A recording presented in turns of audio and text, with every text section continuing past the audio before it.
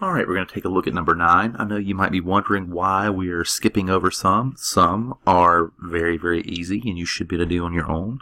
And ones like number 8, we're going to come back to later because it is one of the tougher problems that we're going to solve. Let's take a look at this question. Hannah's mom drives north for 2 hours going 45 miles an hour. Then she drives west for 5 hours going 50 miles an hour. How many miles has Hannah's mom driven? So what I'm looking for is, and again I'm going to do this in maybe a green, how many miles has she driven?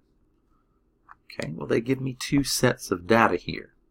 I have 2 hours going 45 miles an hour and 5 hours going 50 miles an hour. So let's figure this out using our DST triangle.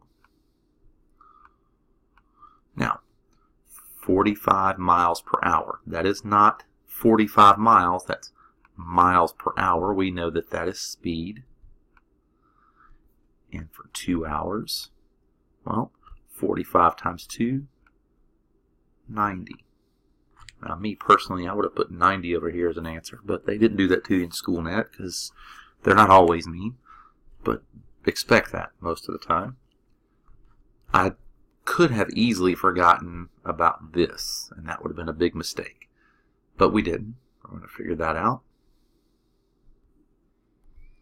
with our DST triangle. And now I'm going 50 miles per hour. That's a speed.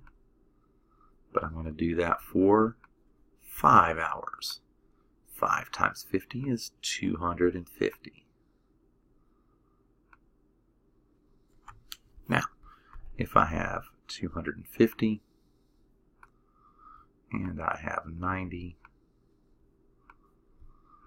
I add all those up together and I get C, 340 miles.